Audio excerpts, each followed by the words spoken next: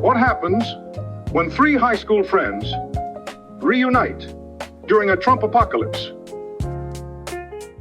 I'll tell you what happens. They do a podcast, little buddy. The Qatari plane episode. Beautiful plane. You are watching Generation Exile.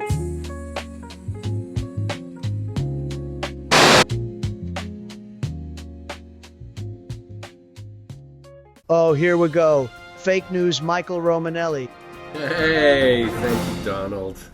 And welcome to another episode of Generation Exile.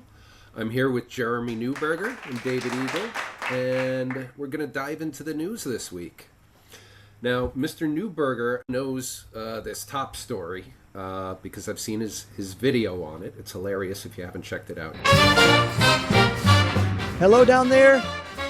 It is I, your favorite president, Donald J. Trump, up here in my totally legal, completely free gift plane from my best friends in Qatar. Yeah, but the Middle Eastern country of Qatar, the Qatari royal family, actually, is offering a large gift to POTUS, to Donald Trump, almost personally, it seems, as personally as they can give a gift to a president based on existing rules. It's a jumbo 747 jet that's been decked out to become a palace in the sky, as it is described. Now, can I interrupt for a second?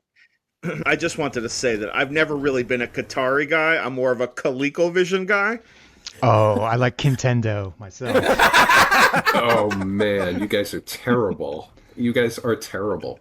But Trump appears poised to accept this gift. And the intention, I think, is that Trump can use the plane as Air Force One while he's president. And then after he leaves office, this plane is magically gifted to the Trump Presidential Library. Which is good because presumably they don't have books, so they got to put something in there.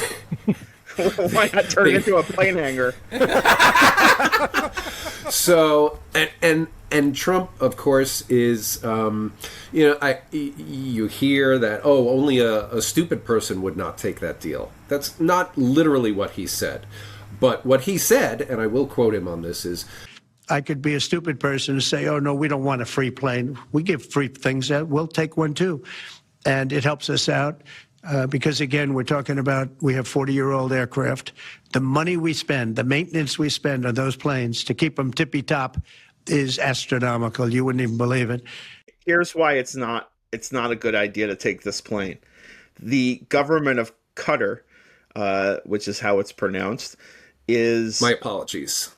I learned something today. One of the state sponsors of several terror groups that are current enemies of the United States, including Hamas. So if October 7th is a date that sounds familiar to you as a horrible day in recent history, it is when Hamas terrorists snuck over the border into Israel and raped, murdered, and maimed like 1,200 people, including Americans. So for Donald Trump to take a, $400 million airplane from the same organization that's funding our sworn enemies that kill Americans, this is not a good look. And that's leaving all the grift and favors and other nonsense that comes with it aside. So that's reason number one. It's a horrible look, and Trump posted this to Truth Social. So the fact that the Defense Department is getting a gift free of charge of a 747 aircraft to replace the 40-year-old Air Force One temporarily in a very public and transparent transaction, put a pin in that, so bothers the crooked Democrats that they insist we pay top dollar for the plane. Anybody can do that. The Dems are world-class losers. MAGA. I would just like to add that all of that aside, it's also illegal for the president to take gifts like that. Yes, the annulments clause. Emoluments. Yeah, say it one more time so I'm not so stupid next time I say it. Emoluments. Emoluments clause, yes. Exactly. That's a word you will never, ever use again. I can't because I already forgot it. I think it's a great gesture from Qatar. I appreciate it very much. I would never be one to turn down that kind of an offer. I could be a stupid person and say, no, we don't want a free, very expensive airplane. But I thought it was a great gesture. This is just the perfect, I think it's a quintessential example of how morally bankrupt Donald Trump is, because he doesn't even see how this could obviously, in a reasonable person's eye, create a conflict of interest. Yeah. And the fact that he doesn't get that, he's so transactional. He doesn't do his job as president of this country. He took an oath to the Constitution, and now he doesn't really seem to have a great recollection of that. So no birthright citizenship for you, but $5 million buys you a green card, no matter who you are. Right. Yeah. That's the kind of transactional stuff that I think is going to be extremely corrosive to the Republic. Yes. If you can take a plane, why not a suitcase full of gold? Wouldn't you be stupid to turn that down? Who says there isn't a suitcase full of gold on the plane? That's true. That's true. Did you check the checked bags?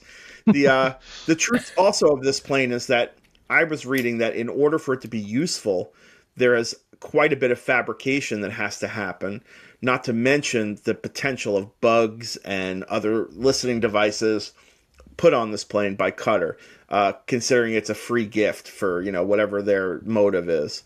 So listen, he's right now in Saudi Arabia as we're having this conversation. And I was joking with my video about him having a fleet of planes that by the time he comes home from this trip to Qatar, to Saudi Arabia, he's going to have all sorts of gifts.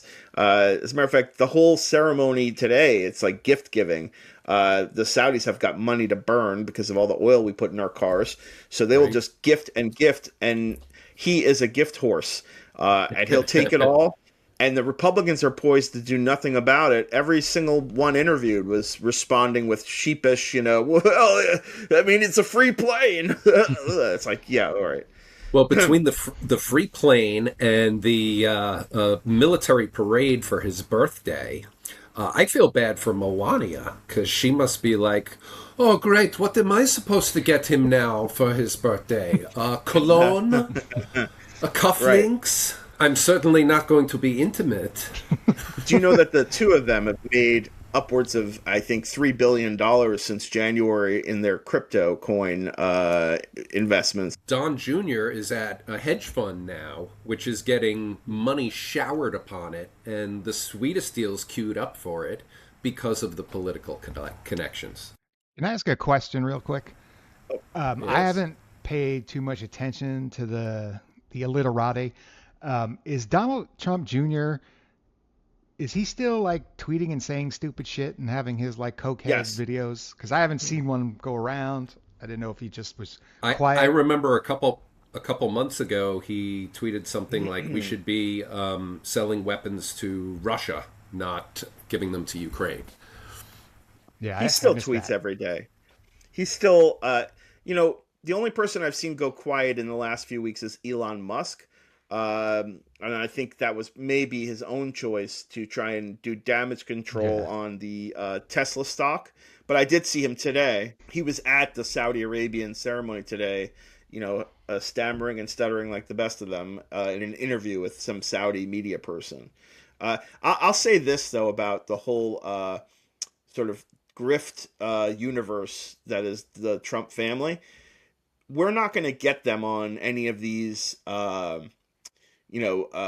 high dollar sign stories like the plane. No one is going to have the support of Republicans in the House to actually stop any of the grifting that's going on. So our only salvation is that people like Don Jr. and Donald Trump Sr. are poisonous individuals who can't help but make stupid decisions that screw up their own lives. Right. I mean, to me, their punishment is being who they are. And even with their billions, you can't take it with you, and it doesn't always buy happiness. So that's how I sort of feel better about the world. Because if you don't think that way, then you're just like, oh my God, these guys are the richest people, and they have everything, and they never lose.